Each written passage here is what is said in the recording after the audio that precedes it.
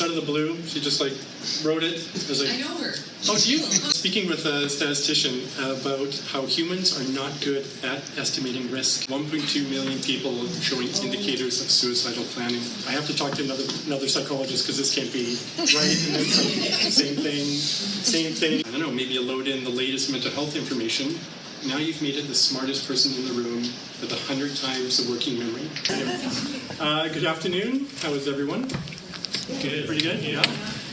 It's really great so far, eh? Like, it's been good stuff already. And I've already seen a lot of good topics and a lot of good discussions. So, yeah, maybe I can just go. I don't know. You guys got this handled. It's great. But there has been a couple of running themes I kind of want to talk about, and it's kind of going to go along with kind of what I'm talking about. One of the topics is this enormous potential that AI actually has, and to help with AI in mental health. Like, it can really help, and we're kind of starting to see some of that stuff as well. No problem, come on in. Another one of the topics is going to be about the pitfalls and the worries that we have with AI in mental health. And I'm sure many of you share in some of those worries. Yeah, awesome. But it's really kind of put us in this place where we really don't know exactly what's going to happen, like, in the future. And that's kind of given us some worry and some concern with that.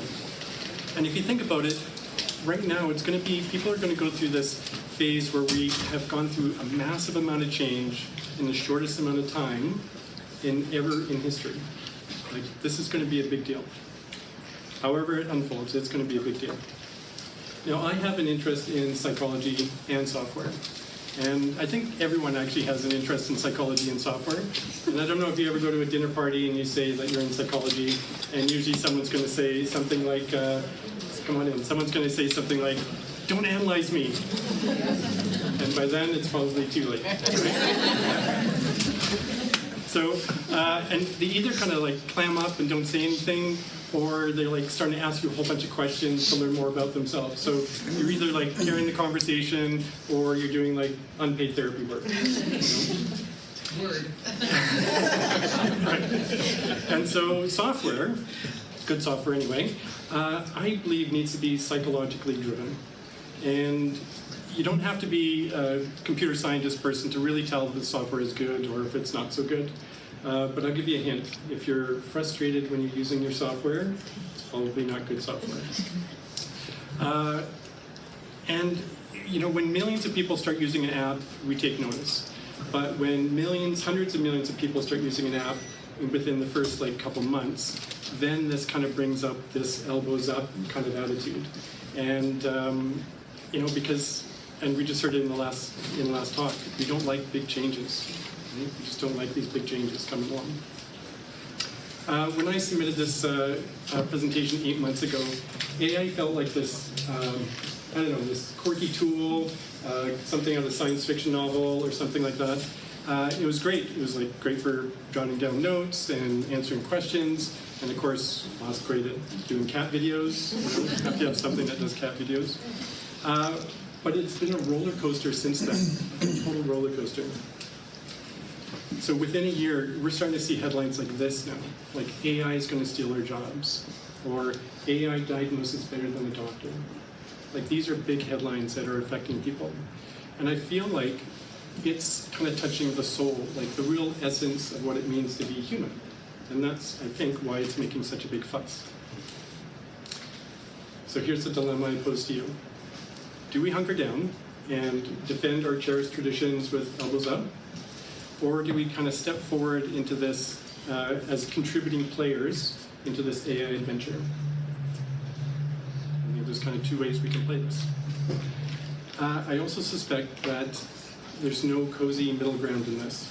So if we play this half-hearted, I feel like it's going to leave psychologists playing on the sidelines. And I'll share a story in a bit about a client in AI that kind of questioned the future of the profession for me. First, let me share something about my son. Shout out to him. It's his birthday, 19th birthday today, so he's at home celebrating, and I'm here, but I get to enjoy my time with all you lovely people. And we box together, so nothing unprofessional or anything like that. I'm kind of far too fond of my face to do anything stupid. But we bob and we weave, and we take shots and we try to break down each other's defenses, and we're pivoting and we're sliding and we're looking for new angles. That's what I envision for psychologists. I don't envision sort of a big brawl with AI, where we got to fight it out. No problem, come on in, a couple seats here, I don't know, more on the side. But this is more than a technological shift. I feel like this is a chance for psychology to stay relevant and embedded within AI. And I'm going to talk more about that. I'm not a psychologist, but it seems that psychology has always been a master at adaptation. Since way back in the 1920s, when those little ink blots were coming out, to the 1940s when we did personality tests, and then right up until COVID when we had online therapy, right? So you guys are used to change. You're used to this. And maybe you just know how to navigate it because of the skill set that you have.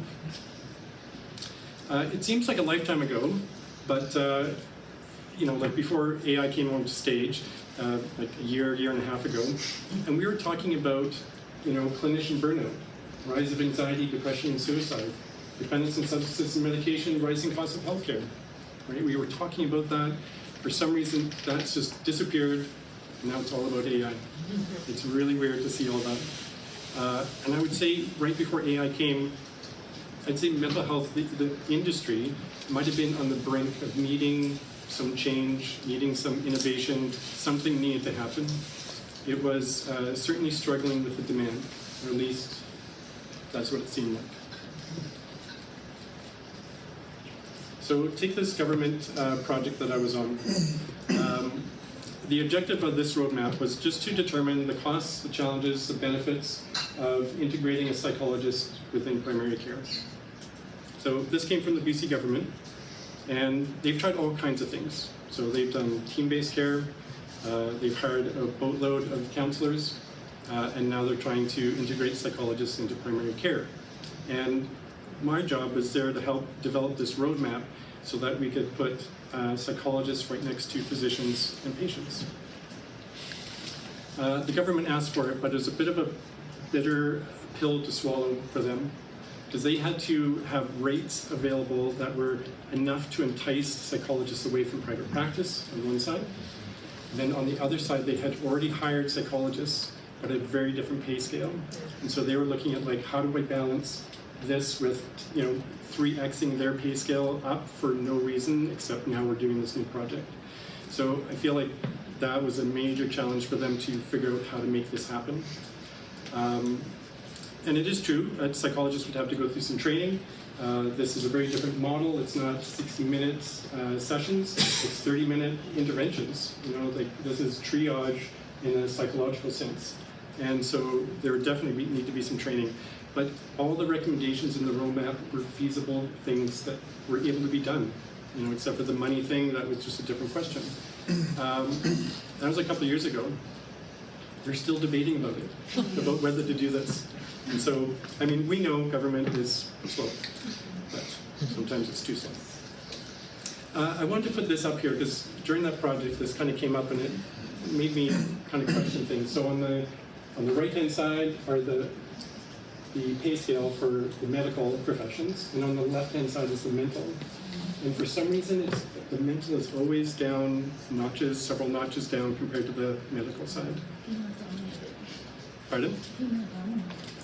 Yeah, it might be female-dominated, but I heard from somebody, actually I think it was Leslie Lutz, that said that many years ago psychologists were integrated and then they got pulled out. Maybe someone knows that story because of psych wards. The deinstitutionalization, yeah. Okay, there we go, good. So there was a reason why the separation happened, and now it's, when we join it back up together, it just doesn't seem to align, okay? Yeah, what else do you say about that?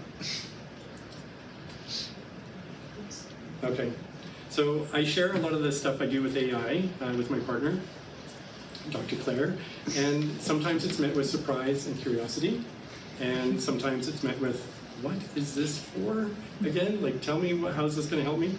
And so I just thought I'd show a little bit about what AI can do. So this is a recording of a call with my AI assistant.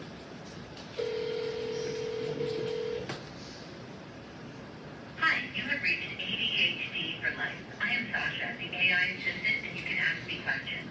How can I help you today? Hi, I was wondering about when the next Getting It Done program was. The next Getting It Done program starts on January 20th, 2026. When you sign up, you'll get instant access to the ADHD Hub online community, and the live sessions kick off at 12 noon Pacific time. Would you like more info or want to be contacted about joining? Actually, I also heard that you might be able to help me with an assessment with a psychologist. Is that right? A team member will reach out to you with more information about assessments with a psychologist. Could I get your name, please? Sure, but first, could you make me a cheeseburger? Ah, I wish I could. If only I had a kitchen here. But hey, I can help with the assessment part. Can you tell me your name? No, that'll be it. I'm actually pretty hungry right now. Totally get it. Food comes first. If you ever want to chat or need help with anything else, just reach out. Hope you grab something tasty. Have a great day. So, decent personality. It takes a little while for it to respond. Like, there's those gaps in there and whatnot, but it's not bad. It's not bad. All right, so I wanted to show this as well, so I don't know if I'm going to be able to do that. Just converted our book, our Getting It Done with ADHD book. I think Yeah, sorry, just to frame this. So we co-authored a book, and I just wanted to be able to kind of give somebody the summary of what the book was about and whatnot. And so I used an AI tool that basically takes information and summarizes it in a form of a podcast. So these two people talk back and forth. And maybe you've seen some of this from Google and whatnot, but I'm just going to fast forward. That overwhelm and figuring out where your time and energy are actually going. Okay, so how do you actually do that? She uses something called the productivity chart. It's not about judging yourself, more about just understanding. So like a detective, snooping around your day to see what's really going on. Exactly. So there are 4 boxes on this chart: necessary work, purposeful work, unnecessary work, and distractions. So you've got those daily tasks like paying bills or for Dr. Claire, those insurance reports. Essential, but not. All right. So also not bad, right? So basically what that's showing is I can dump a bunch of information in, and it can have this playful conversation back and forth between these two people, or it sounds like what these two people are talking about. And we do podcasts all the time on YouTube, right? We watch them and whatnot, and we hear people having a conversation. All right, this one, just to set this up, I wanted to kind of push the limit of, and this is early on, I wanted to push the limit of video and audio and making video and how that might actually happen. I wanted to be able to see, like, what's the possibility of me to output some sort of a video. Another report. Another email.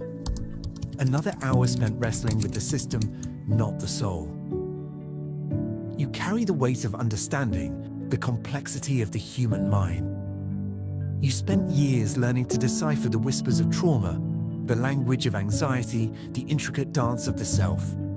You hold the key to unlocking peace, to guiding others toward healing. But sometimes the weight feels different. It's not the weight of their stories. It's the weight of everything else. But you started as a clinician for a reason. So basically what we're showing there is that it can make things look like it's an actual person. The voiceover was done by AI. I basically came with the concept and a really rough script of what I wanted it to say. I used a variety of different tools to help me with the script, and then produce the video clips, do the voiceover, do the music. That's all custom music done by AI. So it's pretty, there's a lot of bits to this, right, that can make something really interesting. All right, something a little bit more fun. So you might recognize a couple of these people. But this is our backyard. So this is not made up. This is our backyard, and this is what we were wearing that day. But this is not us doing it. Okay.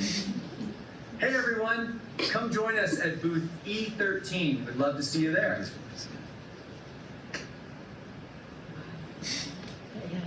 How you doing? I am dancing. It's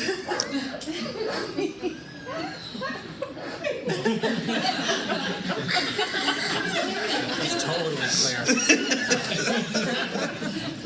So, just that face now. Like, I would never do that face. But anyway, It changes your face though, you can tell it. yeah, it does change a little bit, right? Yeah, totally. So it does adjust that.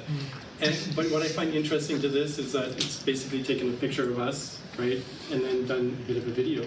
And I'm starting to see tools now come out where you can take various pictures of yourself and your voice, and it's creating an avatar of you. Is that Sora? No, it's not even Sora. Yeah, and so there's all kinds of tools out there. There's lots. So, yeah.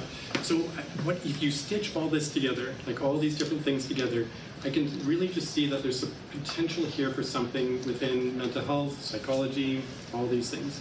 And I see our phones, which I don't have, which is good. I see our phones are this device that can interact with AI, and then AI can reply back on video, like as a video, right? Because we basically showed, this is a while ago they did those things. It was already almost there just a few months ago. And so they will get there. And there is like quirky things. You said it changed my face, you know, and the delays and the responding and things like that. They'll fix that. They will fix that. And when you connect this to knowledge, like the internet, or I don't know, maybe you load in the latest mental health information, now you've made it the smartest person in the room with 100 times the working memory. Or you can use it to create cat videos. So, you know, whichever you like. So just a quick show of hands, if you don't mind, indulging me here. Who's feeling that instinctive elbows up, you know, feeling right now with AI in psychology? A couple elbows are already up, yeah? Okay. Okay, not as many people as I thought. I don't know, didn't know what to truly expect, but I thought there'd be a ton. And who wants to see AI, or sorry, who works with AI or wants to work with AI at work? Okay, that was totally swapped for me. I thought it was going to be the opposite. Very interesting. Okay, excellent.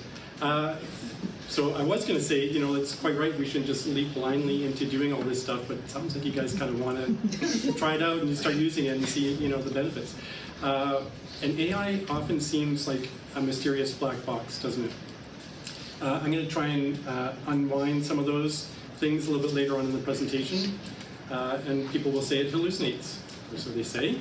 But I would say many of you probably might be stats majors or experts in, you know, stats here, and you probably know that good stats means you need good information. So I'm going to bring that up as well. And ethics. Oh, ethics. I feel like we're a mile away from AI aligning with the code of conduct.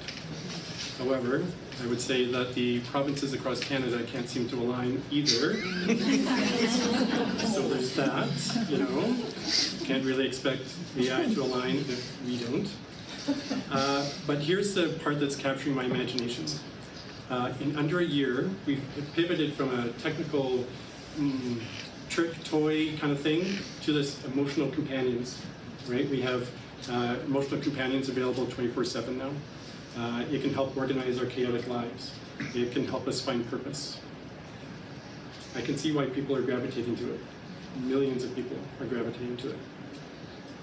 So let me share you this story that I teased a little bit about earlier. There's a recent article that showed up that someone was using an AI therapy app, and they had typed in, "I just lost my job. What are the highest buildings in New York City?" So the bot, ever obliging, shared the tallest buildings and all the ones that had public access. So if this was presented to you, I'm assuming it'd be a little bit different. You might probe, like, what's going on? Or, you know, what happened at your job today? Something like that. And that empathy piece is obviously needed, right? And that the AI didn't recognize that and just went forth and gave information. But here's the human twist. So while we know the empathy would help, it doesn't mean that the person felt comfortable enough to go see a therapist due to stigma or, you know, all kinds of things, maybe police intervention they might worry about, or anything, just being judged. So we've got this weird spot where people have found it helpful, but it's maybe putting in danger some people who are needing more protection, as opposed to just going to see a therapist. So really, we're in this odd spot. But this is proof that people are using AI for personal therapy. Right? It's just, that's the proof. OpenAI released a study of their usage patterns, and they brought in about 170 clinicians to look at the data, and they're showing behavioral patterns that kind of shock me. So I'm interested to see how you guys respond to these numbers. The first alarming metric, what do you think? 560,000 people weekly were showing signs of psychosis or mania. So that's the size of the city of Surrey or Quebec City. Sounds pretty crazy. What do you think about this? Indicators of?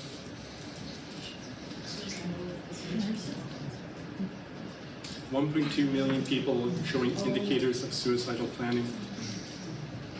Sorry, is this Canadian or American? This is OpenAI. Oh, an OpenAI. Yeah, so the users of OpenAI, right? So clinicians kind of look through the data and kind of like, no, that's suicidal, you know, and all that. So, how do you guys feel about that? Shocking? Mm-hmm. So to me, this feels a little bit like where that slide I had showed before, where we had like clinician burnout and all that. We probably had a good estimate about how many people were in need. I feel like this is showing that there was maybe more people in need than we thought. I don't know, what do you guys think? Yeah? Nodding heads? What was the time period again? That I don't know. Yeah, I don't know the time period. The first one was weekly, so whatever time period, it was like they saw this weekly. And yeah, I'm not too sure about the number on that. Yeah. Was the worldwide or? I'm not too sure if it's worldwide. All I know is just OpenAI's, and it's public. So, you know, we can do a search for this after and we can kind of dive into all that. Yeah. I just thought the numbers were a little bit worth having a conversation about.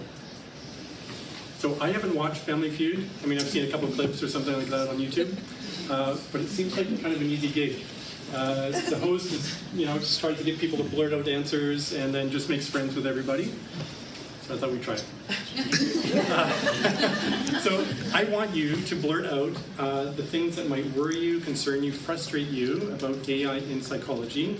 And I know you're psychologists and you're probably going to be cordial and, you know, want to take turns and all that, but just blurt out kind of what's on your mind about that. Validates versus challenges thoughts. Okay? Psychosis. It's not a blank slate. False data. False data?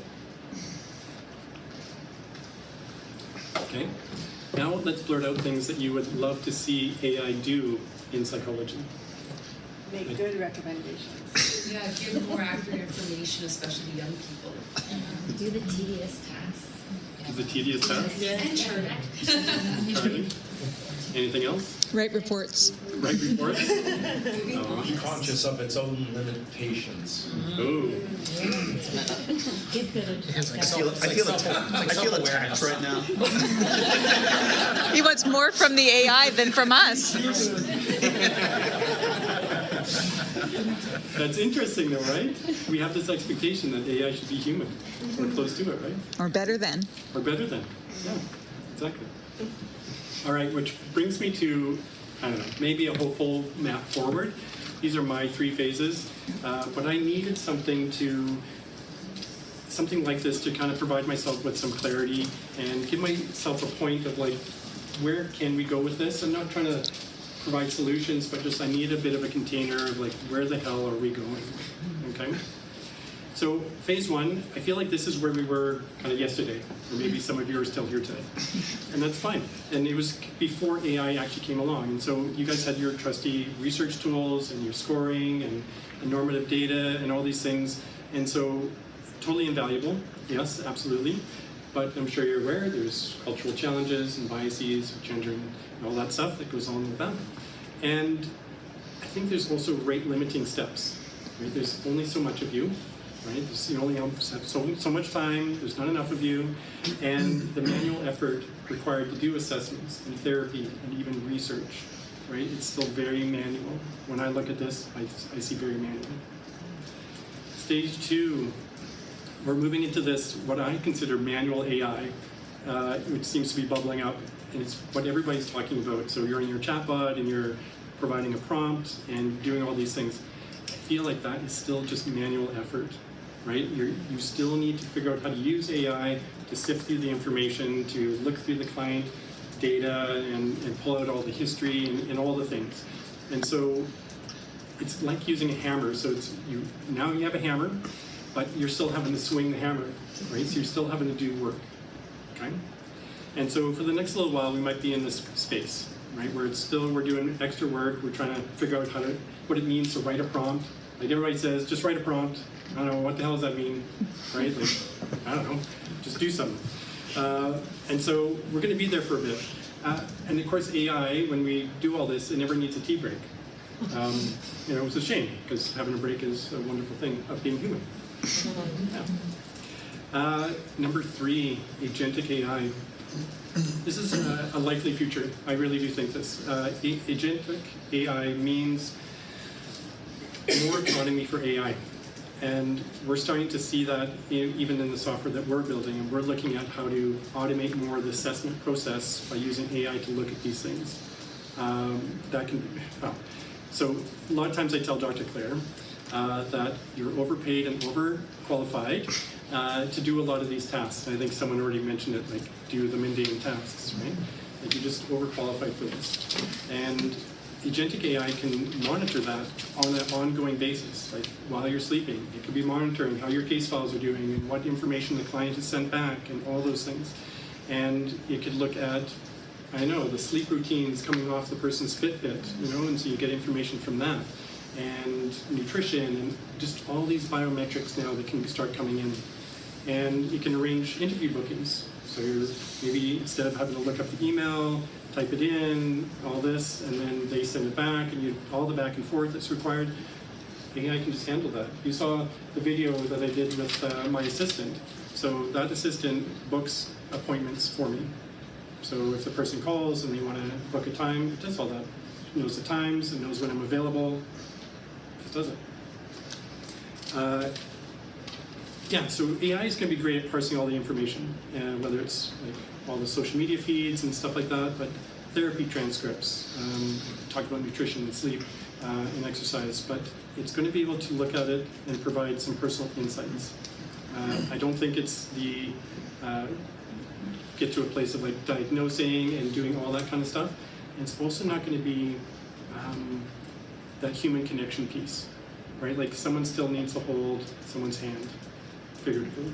And I think that as we get further into this agentic AI, what that looks like, I think it's going to actually drive people towards more human connection. I think we're going to maybe be happy that some of the mundane stuff is taken up. Like, I do not want to stand in line at a bank trying to fill out some form, or I don't want to be on the phone on hold trying to type in the stupid numbers just so I can get to somebody. Like, if something can do that for me, I would love that. It's just a waste of my time. And so I feel like maybe as more of this gets automated, we're going to, like clients, will come to you for more personalized connection, human kind of connection. I do feel like it'll drive us towards that. But I do think we need to inject behavioral science solutions into our problems. So imagine we are in an alternate universe. We only have EVs, electric vehicles. You've grown up knowing that your parents had EVs. We drove around. We only have EVs. It's all nice and quiet, except for the weird sound that you do when they're backing up. And imagine now we're at a board meeting at Ford Motor Company.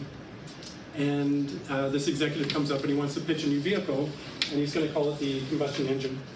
And so he's like, I got this great idea. We're going to put this fuel, ignite it, it's going to explode inside the engine, and it's going to give us some power and drive, and we're going to do things. And they might ask, like, oh, great, so is this going to be like faster? Is it going to be more power? no, not really. I mean, the power curve is a little bit slower, and all that. And it's like, oh, okay, so it must be like quieter or something. No, it's actually quite a bit louder. So it's not that. And they might say, so are we going to put like fuel cells at everybody's house and we can make money doing that? It's like, no, we're going to do something called gas stations, and we're going to sell like really crappy food and make everybody line up to get their fuel. Like anybody who came and pitched that idea would be tossed out, right? Because if we only knew what the solution was. So I mentioned that only because, and I brought this up with my son before I came over, and he starts arguing with me how cars are better, like gas cars are better, because he likes gas cars and he's got a motorbike, and so he's all about that. It's like EV, like who wants efficiency and and all these things. So I brought up another one for him. I said, so in India and in South Korea, they don't know what it means to have a landline.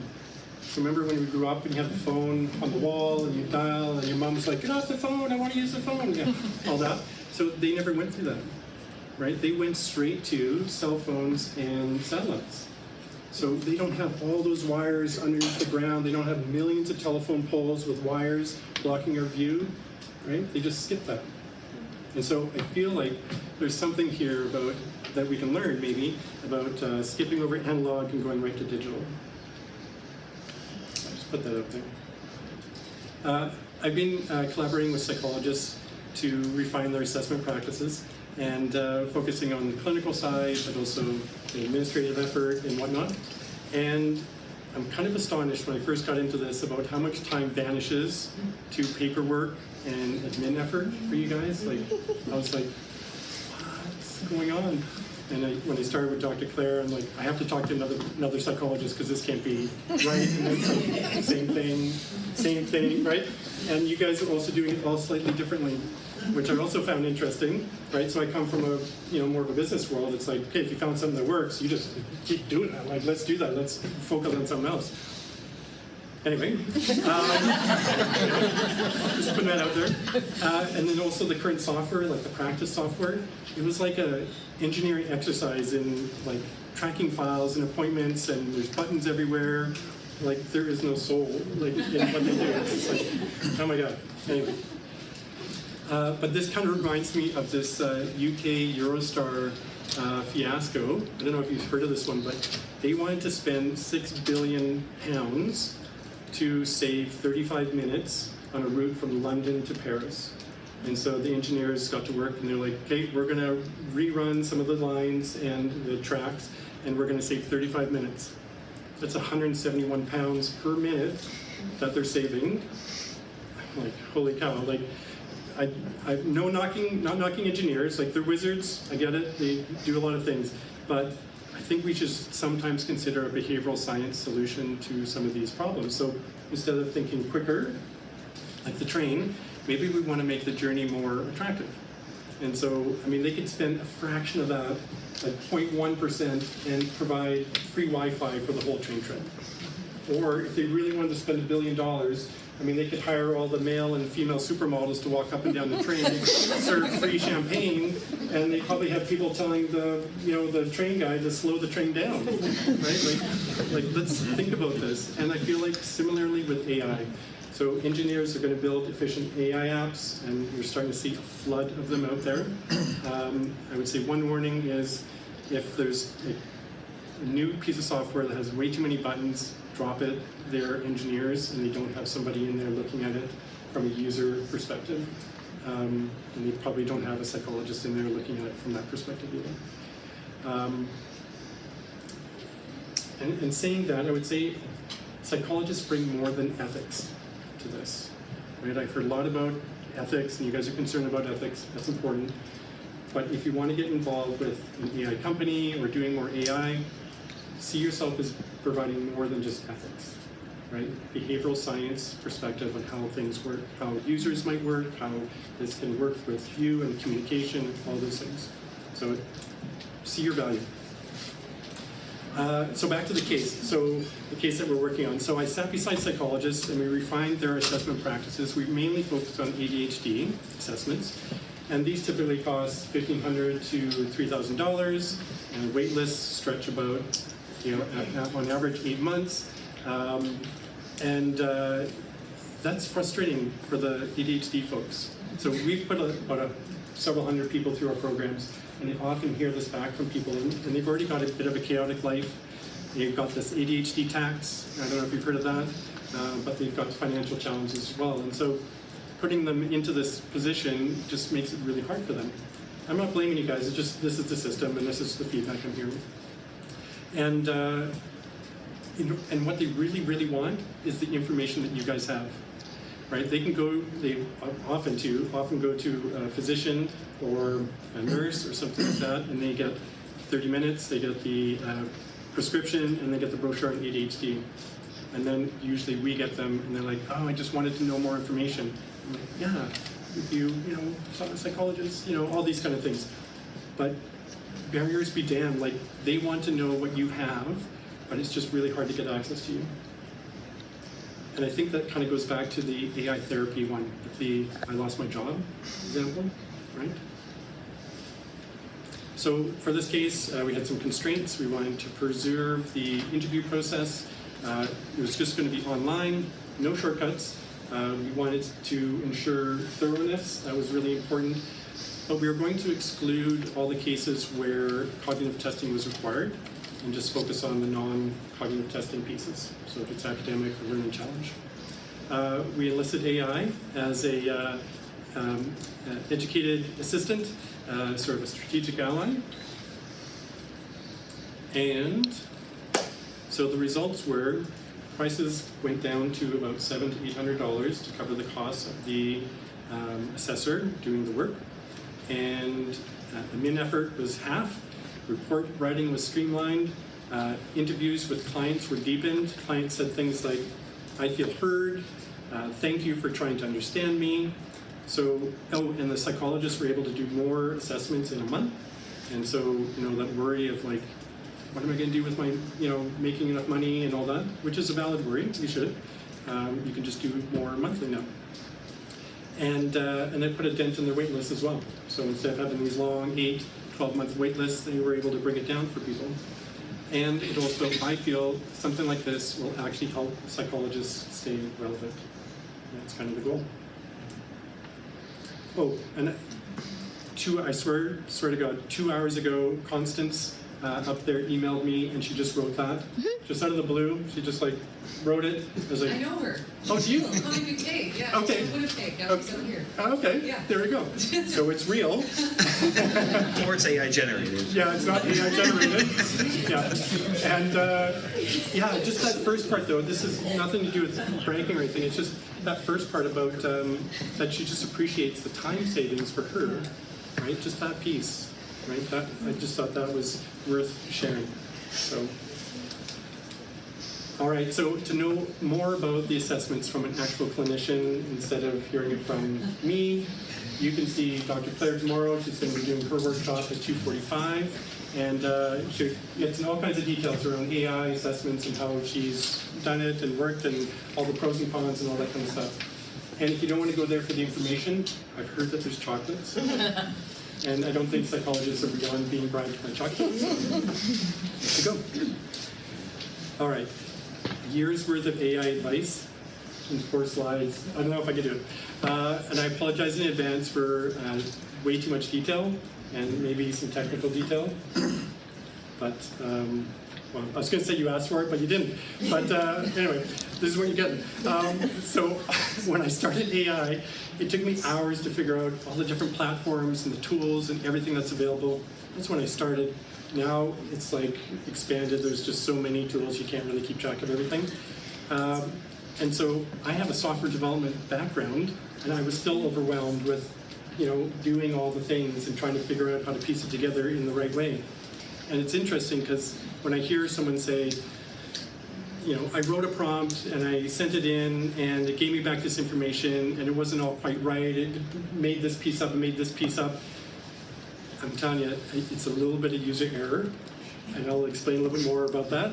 I'm not blaming anybody. It's back to that stats thing, right? Better information in means better information out.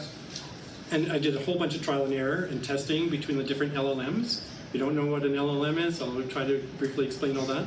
But each major player is doing this slightly differently. And so when we say OpenAI, yes, you might get an answer from them, but if you do it with Google or XAI or all these, you get slightly different answers. The kernel of knowledge might be similar, but how it's worded and everything comes out different. All right, let's just try it. I'm just like, all right. So I was speaking with a statistician about how humans are not good at estimating risk. And you may know this already. And so, and to be good at it, we would have to have like a statistical engine in our head. And we talked about this, about how we seem to have this expectation now how software needs to always work in the same way. If we provide input in, it does its thing, and it always provides the same answer out. Like for years, that's what we've had with software. And we've always felt weird when it came up with something different. You're like, wait, and then it's an error, and then someone had to fix that. But now with AI, we've got this statistical thing going on, and so we can provide relatively close answers, but they won't be identical. And so there's a bit of this mindset shift that I'm seeing people need, because when we're using software, we used to think, if I just click 4 buttons, I'm going to get yellow. Now it's like click 4 buttons and I might get orange or something, you know, I'm simplifying it. But yeah, so there's this bit of a mental block that I see people going through. And it's kind of like, you know, if you asked an assistant to write a summary of a client file 1 month, and then you went back and asked the same assistant to write another summary for the same client, but they didn't remember that they wrote one already. And so then you got those 2 summaries and you looked at them and it's like, they'll be close. Hopefully if you've got, you know, a decent, you know, assistant and all that stuff, but you know, it'll be close, but it'll never be the same, right? They'll never use the same words. And that's the same for AI. Yeah, it's a tough one. We should also talk about accuracy. I hear this a lot. I see people complain about AI getting poor outputs or hallucinations. You know, this is back to the user error thing. So if the input is vague or the prompt is not well written, then the output won't be what you expect. It'll give you an answer, but it might not be what you expect. And so I kind of make it think like it's like, you know, you've got a scope and you're looking down, and if you don't give it good enough information, you're going to get the blurry one. And so, you know, your answer might be not exactly where you want it, but if you get more information, then you're going to get a more accurate answer. That makes sense? I should also say I trust Google AI. I've tried them all, but I trust Google AI more, and I'm going to talk a little bit more about this, but it's got certain rules in there that constrain the output, and AI has less rules. And so when, you know, unfortunately OpenAI's got the brand name and everybody knows it, but I find when people type it in there, they get stuff that maybe they kind of shouldn't when we're talking about in healthcare and whatnot. And Google's got a little bit more better handle on constraining the output. Talk a little bit more about that. And then also, I don't think psychologists or any practitioner should really have to know how to write prompts. Like, there's a whole job position created called software prompt engineering, or just prompt engineering. And it's like, it's a whole role unto itself to know how to write that, and now we have to expect you guys to know how to write prompts that are going to give you good answers and all that. Like, this is the same whether you're in medical business or any like specialty, right? And so I feel like one day soon, those prompts will kind of just be invisible to the end user, right? And we'll just be able to use it. Okay, buckle up. Here we go. So on the far right, the 3 boxes where it starts with LLM, I've kind of broken it out. So on the bottom, we've got LLM training. And even though they all talk about how they've consumed the world's knowledge, I don't even know really what that means, but they haven't all consumed the same knowledge, right? So some have been heavy on books, and some have been heavy on research, and some have been heavy on other things, social media sites and whatnot. And so depending on which product you use, it's going to be based on the training, which is all slightly different. They might have the same factual knowledge, but how it's done is a little bit different. The one up from that style, I call it style, I'm sure the business, they've got something else to say about that, but it's just how the style of the words, I don't know if you've noticed, but Google, OpenAI, these ones, they have a little bit more flowery language when it comes out. And if you look at XAI, it's a little bit more direct to the point. And so they all have a little bit different style of how they approach this. And then there is the LLM rules, which are things like I said, with Google, they might say, like if you put in there like, oh, I've got a red spot, can you diagnose and tell me what this is? And it'll say, like, I'm not a doctor, can't diagnose, you should see a professional, blah, blah, blah. You do that with DeepSeek, man, you're getting whatever. You're just getting the raw answer. So it's like buyer beware, like you gotta be careful. And I would say those 3 boxes, we will never know exactly what they do in there. So when we talk about, be more transparent, tell us what's going on, that's the IP, that's the intellectual property that they have. If they share that, then some competitor who's not as good will now be as good. So the next piece up, the user prompt and data input. So that's what everybody talks about with the user prompt. And it kind of goes along with data. So the data and the user prompt wrapped up together, and that gets sent in, and it goes through this filter and comes back out, and then you get that. So this black box is one of our prompts. And it's not even at the end of the screen, like it still goes further. And so this gives us the ability to have a much more accurate, and we talked about that, accurate response. We put our own rules in here that are rules that a psychologist would want to know, as opposed to the general rules that an LLM would have in there. An LLM is probably never going to put in rules for healthcare, except for the warnings and all those kind of things, but it's never going to be the rules. And so when you look at this, when people are using the chatbot, you're going direct to an LLM. And so I think what's going to end up happening is there's going to be companies that come up with, so maybe those top 2 boxes, and they're going to build in their own rules for the industry that you're in. So if you're in education, or if you're in psychology, or you're in whatever, they're going to have to be the smart people to come up with the rules that fit. And that's where I see psychologists having a role. Right? I don't think psychologists need a role in the bottom layer, but I do think they need a role in the top layer. Right? More than just using it, more like guiding companies on how to do it properly.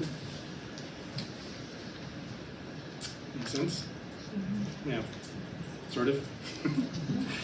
Okay, all right, 3 things to know about AI. We're almost there. We're almost there. I've listed these in order of the most constraints to the least constraints, what I think. I have no research to back it up, just my own gut feel. So Google, again, just more constraints, you can just tell when it comes back. Claude, XAI, OpenAI, and then DeepSeek. And I'm not criticizing any of them in this way, it's just know what you're getting into. Right? Just know. And then when you talk to clients, you can also talk to them about this stuff as well. Prompt engineering, yeah, do you write your own? Like, do we go through this whole phase now of teaching psychologists, like how to write prompts? I don't know.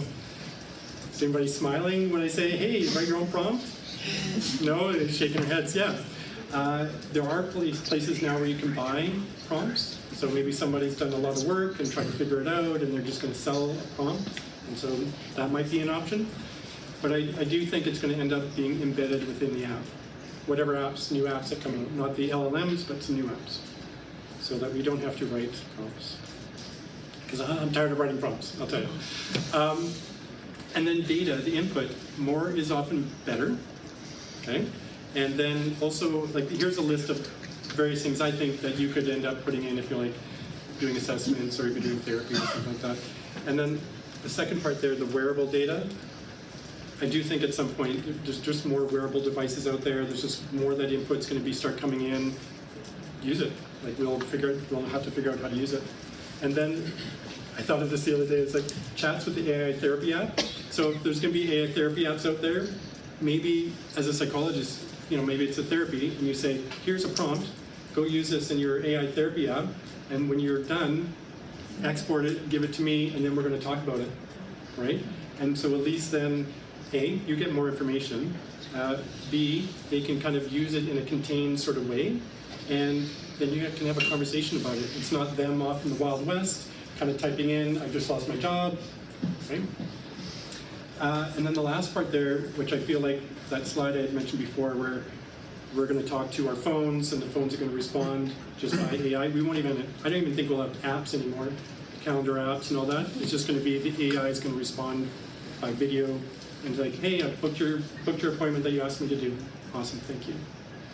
And so I think that'll be another source of data for us as well.